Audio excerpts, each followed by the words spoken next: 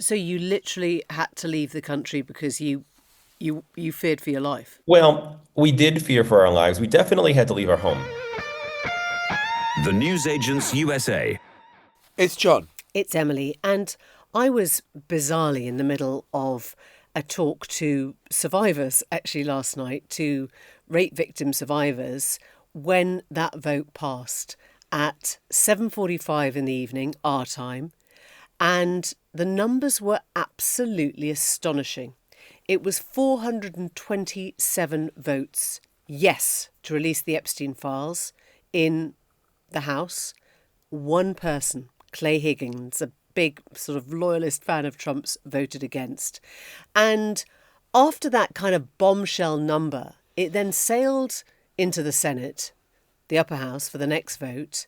And it passed with such speed. I think it left people reeling, actually, because unanimous. No one was expecting it to go so quickly or to be unanimous. So it's gone through the House, it's gone through the Senate. In other words, Congress has now overwhelmingly approved the call on the DOJ, the Department of Justice, to release the Epstein Files. And Trump's whole position in this is looking, frankly, euphemistically, awkward. Yeah. I mean, look, this time last week, it was a coin toss vote. I mean, just think of that. People were saying it's on a knife edge.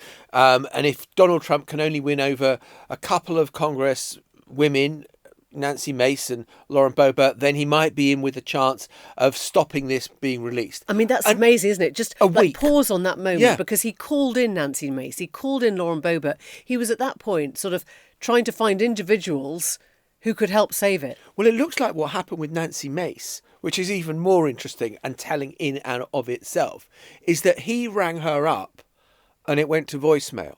Now, when the President of the Wow. United States cannot reach you on the phone because Nancy Mace has looked at her phone and thought, President of the United States? No, I'm not going to take that.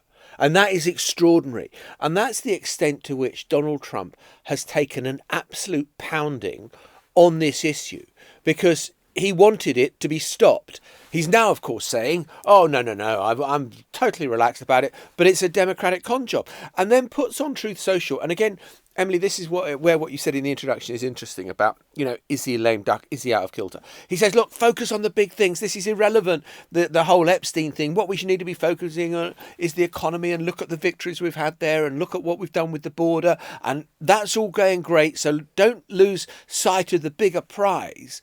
Well, the fact of the matter is that Republicans were furious about this, and the base was furious about this, and Donald Trump has had to capitulate, which is not something he's used to doing.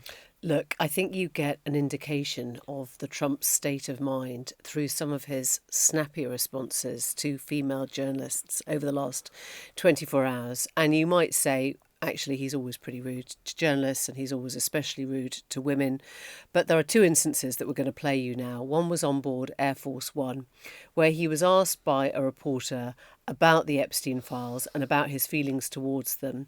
And when she tries to come back on a question, he slaps her down with the words, "Quiet, piggy." Just have a listen. If there's nothing incriminating in the file, Venezuela's Quiet, piggy. Yeah. I mean, it's just playground. It's vile. Yeah.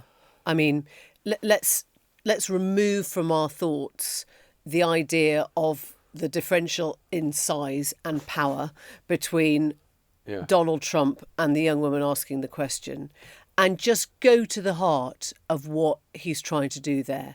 He's silencing, right? In no uncertain terms, he's silencing the journalist by making her feel humiliated and unable to come back. And he's trying to silence the question because he doesn't like this repeated attempt by journalists to actually get to the bottom of why he's so disinclined to see those Epstein files. I think it's out in always. the public. I think there is something interesting in watching the way Trump responds to certain things, and when he's under pressure, he reaches for the insult first instead of an argument, because the fact of the matter is there's no argument. He can't make a cogent argument about why these things shouldn't be released, apart from it being it's a Democratic host. it's a Democratic hoax. And we heard that woman at the top of the podcast saying, it's not about politics. We just want this bloody documents released so we can find out who the powerful people were that did this to us. Politics has got, it's not a Democrat or Republican issue. It's about an issue of criminality and wanting to find out who's responsible for it. Well, of course, and that's probably what he's most concerned about. But I think your point is, yes, he doesn't formulate an argument. He's always found it quite hard to articulate or to actually fight well with words in an argument. So what he does is he shames, and he finds the easiest response is just to shame women into silence, or hope that he's shaming women into silence. There was a moment where he was actually hosting the Saudi Prince, Mohammed bin Salman, in the Oval Office. And once again, he is asked a question by a female journalist from ABC. Just listen this time round. Mr. President, why wait for Congress to release the Epstein Files? Why not just do it now? It's not the question that I mind, it's your attitude. I think you are a terrible reporter.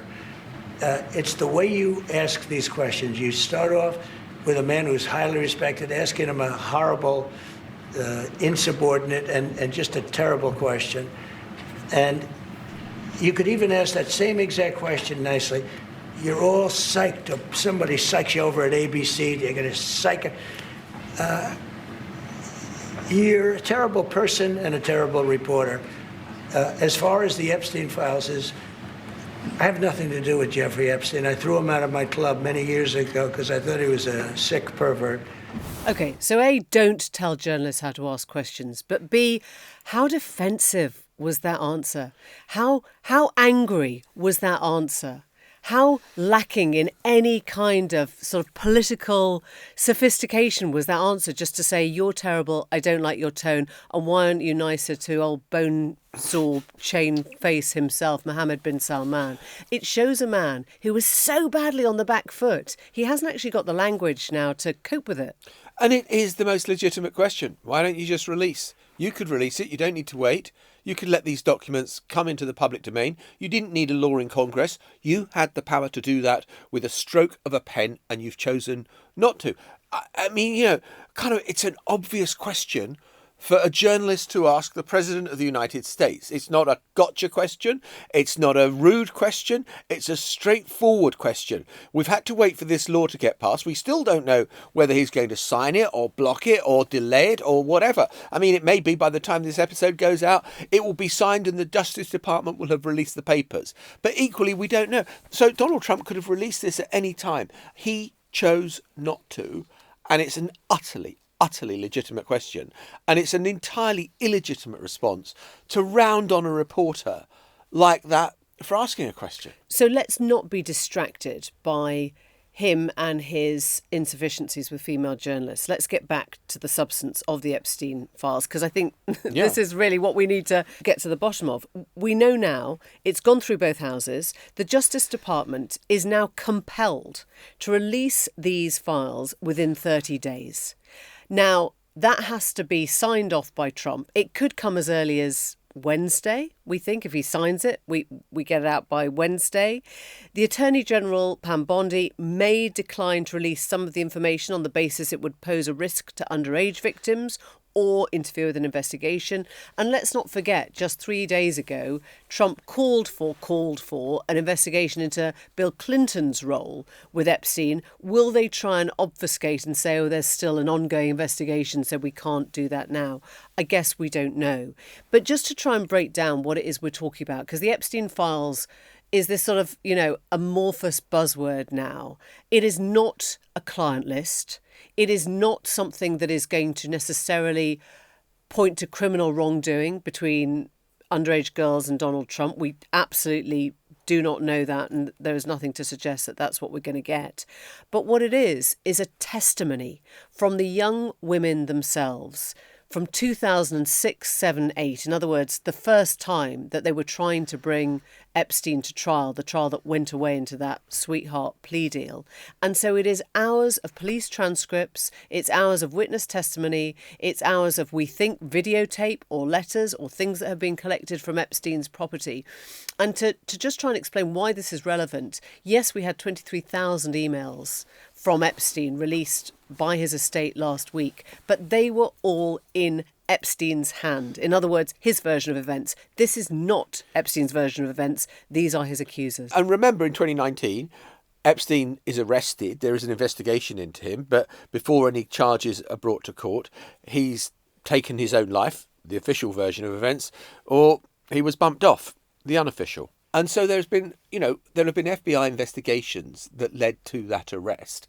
And it's, so that's also... Nothing's been answered. And nothing's been answered. So that is also a key part of it. I think we need to address the other question that you posed at the top, which is Trump now a lame duck? And look, there's no doubt in my mind that this is a really significant reverse when MAGA says, no, you're not having your way. And it was MAGA that has thwarted him. I mean, if you think of back to the first term, when, getting rid of Obamacare, it was nearly going to go through, and it was John McCain, who was an opponent to Donald Trump, who put his thumb down when he went to vote in a rather performative way, infuriating Donald Trump. This is the MAGA movement that has gone against Trump. So that's significant. I don't know whether it goes wider yet. I think it's too soon to say. The number of times I've thought, oh, wow, this is it. They've got Trump now.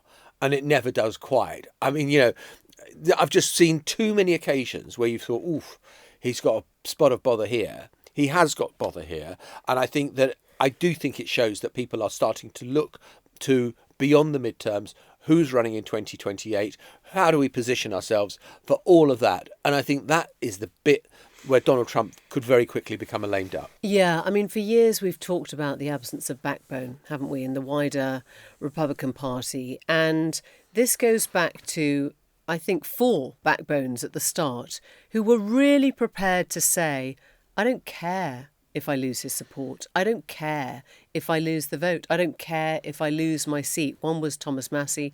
We've spoken about him before. He was the congressman from Kentucky who quite frankly says, look, I could go back to being a peach farmer. I'd have a much nicer life. My blood pressure would be lower. I'll be fine.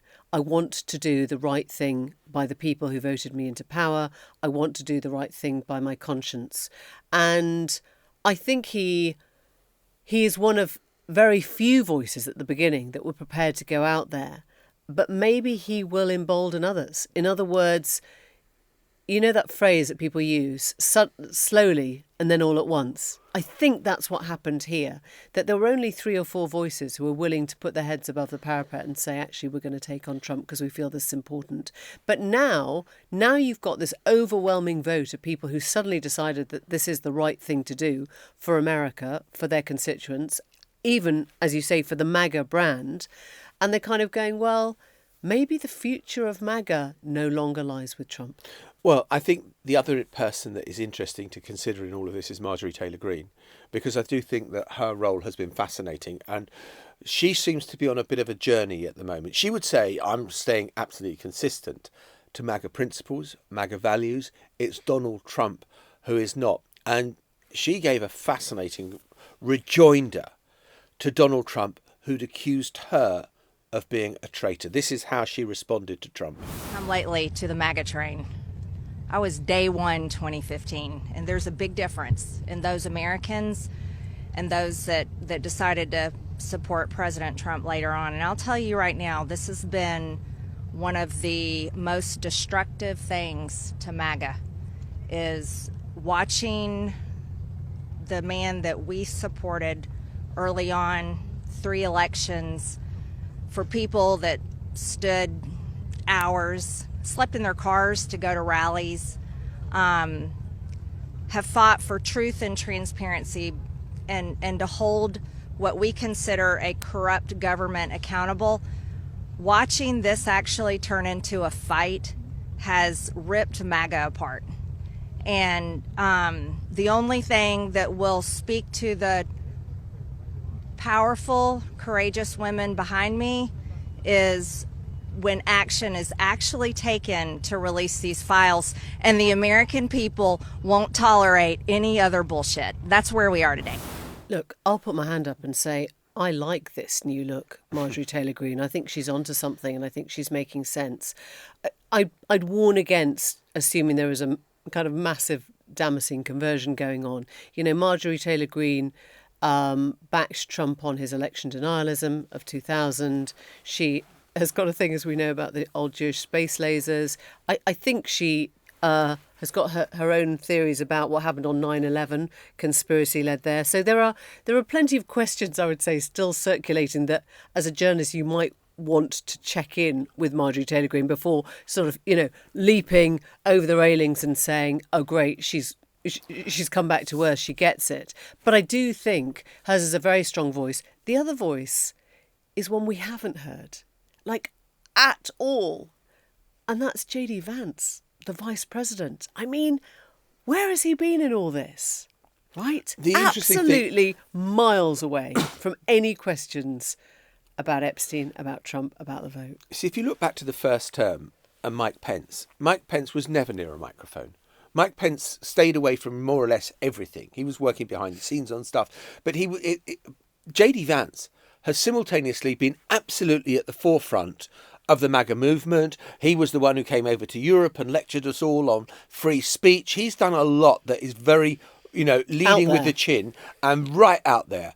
And suddenly at times, where is J.D. Vance? Where's he gone? Yeah. Is he hiding? Is something happened to him? And I do think what's interesting is, I guess this comes... Well, I think the answer to that, is just, I think that you can look at that, where J.D. Vance is, being quiet, and Marjorie Taylor Greene, being noisy, as two sides of the same coin. They are both positioning for the future. They are both putting themselves in a position where they have got a distinct position that they can stake out if they are going to be players in 2028 or in whatever shape. Yeah, the other thing I'd say is that it's only 2025. Yeah.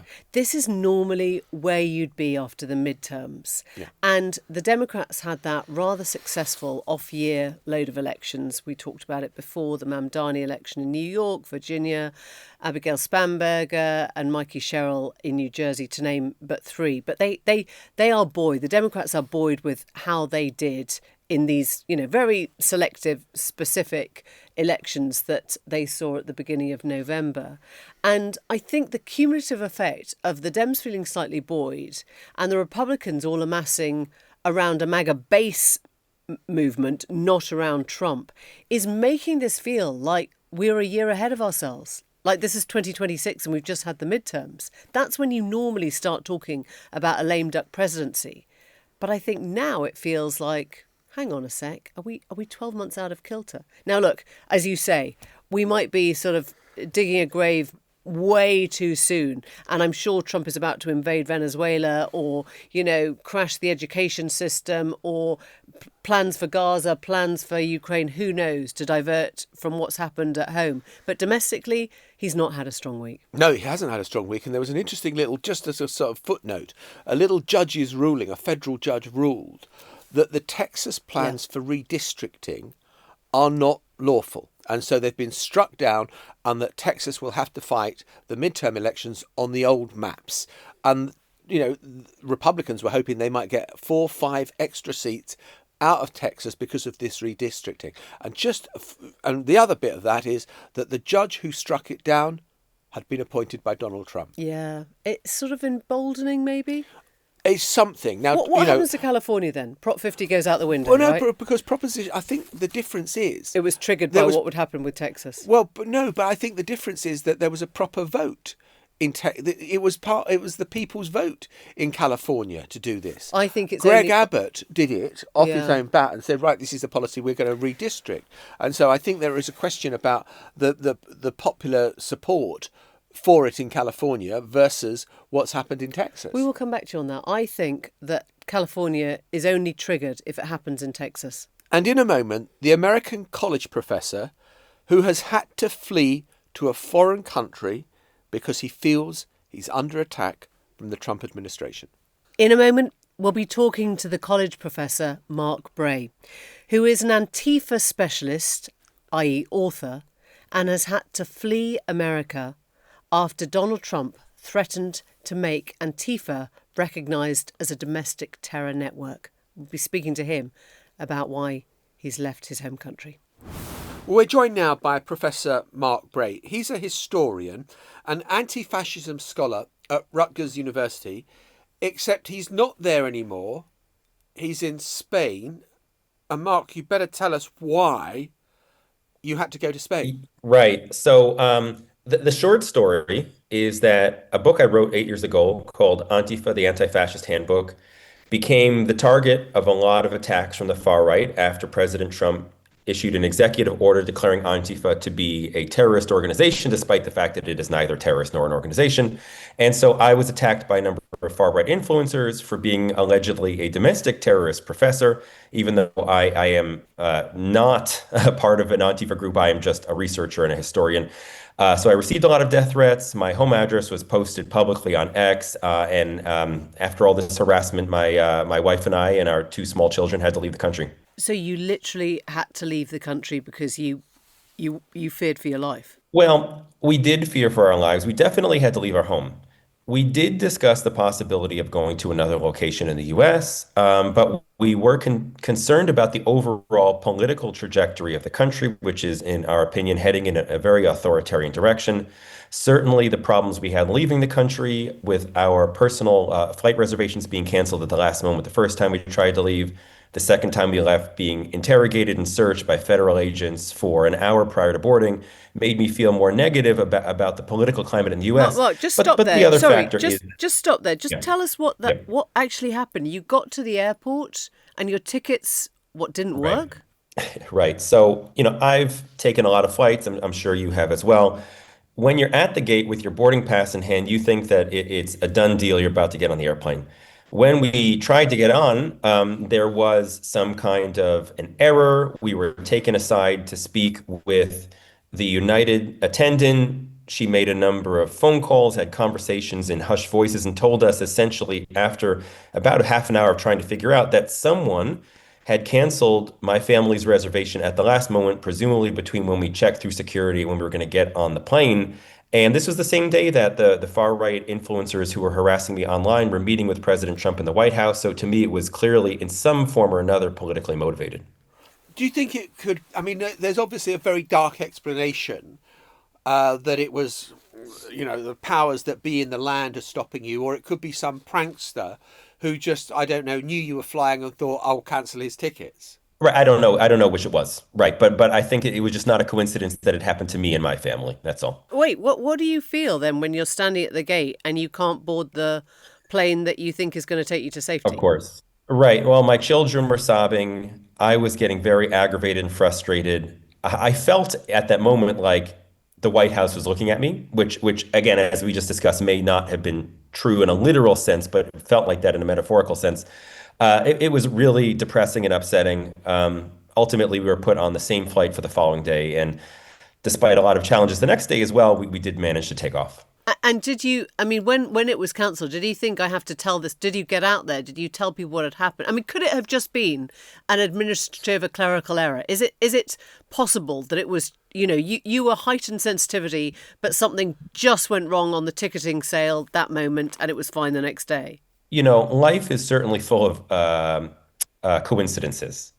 But I've taken flights all around the world for more than 20 years, and for it to happen at that particular moment and to my family and no one else, I don't believe it was a coincidence. So you were, until then, I don't know, were you a radical activist or were you a sort of boring professor kind of going about, your daily work?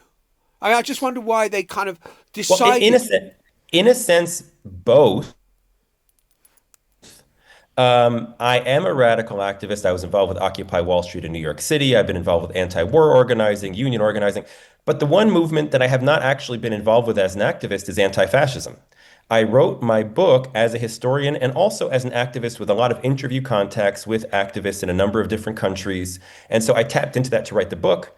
I support anti-fascism insofar as I hate fascism, but I am not the person they're claiming I am. It's just that when they decided to go after Antifa as the boogeyman term du jour, I'm the most famous person in the US explicitly associated with that term. And so it was just kind of an easy target for them. I suppose the thing I would observe from when I lived in America was there are various different groups that turn up on demonstrations. They're not very well organised. There's not a kind of central command and control.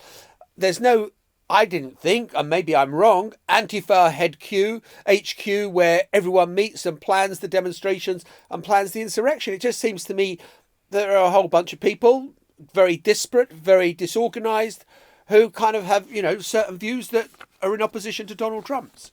Well, I think that's mostly true. I mean, certainly there are some small groups that internally have, a solid core of organization, largely along kind of horizontal, directly democratic means. And so they, maybe a dozen people here, a dozen people there. But obviously the bigger demonstrations are individuals and small groups showing up, opposing Donald Trump.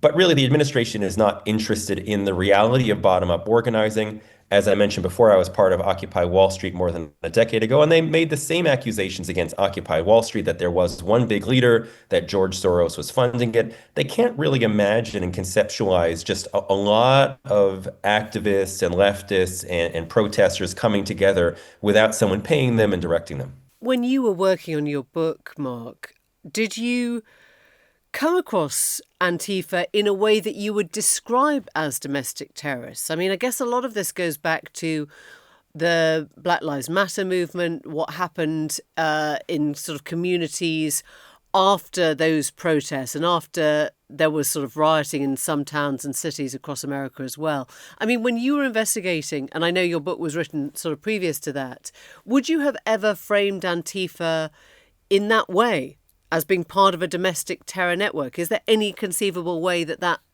strikes a chord with you? Well, a formative moment of my youth was 9/11, right? When Al-Qaeda flew airplanes into the Twin Towers, killed thousands of people. We've seen what's happened, like, for example, with ISIS in the Middle East, where they've killed thousands and conquered entire territories. For me, that's what I think of when I think of terrorism, is slaughtering people indiscriminately. Antifa groups in the U.S. have had confrontations with the far right, most famously in Charlottesville. Yeah. Punches have been thrown, pepper spray has been sprayed. If that level of conflict and violence is what we're calling terrorism, then we kind of, then that spreads it so far as to, I think, render the term meaningless. Yeah. I don't really think that. And the other thing to also throw into it is when you see what the Trump administration is calling Antifa, they're trying to bring in Tyler Robinson, the man who killed Charlie Kirk, Luigi Mangione, who killed the healthcare CEO. So they're trying to really conflate a lot of different things, blur the distinctions. And that's really, I think, a way to call resistance to Trump and protest in general terrorism. And that has dangerous implications. And I suppose that's all part of an attempt to delegitimize anyone in opposition to Donald Trump. And let me just follow up with that thought with, I've seen you say that MAGA is a fascist movement. Isn't that sort of similar to Donald Trump saying Antifa is a domestic terror organization? I don't think so. I say that MAGA is a fascist movement because it is a populist movement from below that is ultra-nationalist, misogynistic, and racist, that aims to return to a past imagined, make America great again, in the same way that fascism is always a desire to return to an imagined past. It advocates for violence beyond the law insofar as it glorifies police who kill protesters, who beat up protesters in a way that's actually illegal. It has a cult of personality for the leader. I'm not just taking this out of nowhere, right? And there are a lot of other scholars of fascism who would agree with me. So it's not really that strange of a view, I would say. I suppose I'd push back on that and say, look, Donald Trump hasn't cancelled any elections. He hasn't banned political parties. America, sure. It is definitely, this is a president who wants to amass more power around him. But to start using the word fascist, I wonder whether that is going too far when there are signs of, authoritarianism, but it's not fascism. Well, I actually agree with you on that. I don't think that what we have in the US is fascism at this point. You're right. We don't have a single party dictatorship. Protest is still legal. The Democratic Party is still operating. When I talk about MAGA as a fascist movement, I talk about their aspirations. Stephen Miller has called the Democratic Party a domestic extremist organization. They're trying to paint the No Kings protesters as quote unquote Hamas supporters as a way of delegitimizing the pro-Palestine movement and calling them terrorists. They've called them Antifa as being terrorists. So there is a clear goal, but I agree with you. They haven't actually reached the goal yet. And is there a worry for you, Mark, that if this is now designated, if Antifa is now a designated terrorist network, which, I mean, we haven't even mentioned Charlie Kirk, but I guess this goes back to the assassination and the sort of knee-jerk response that many in the administration took after that. Do you feel like America is out of bounds to you now, to your family, to the rest of your career? Well, I hope not.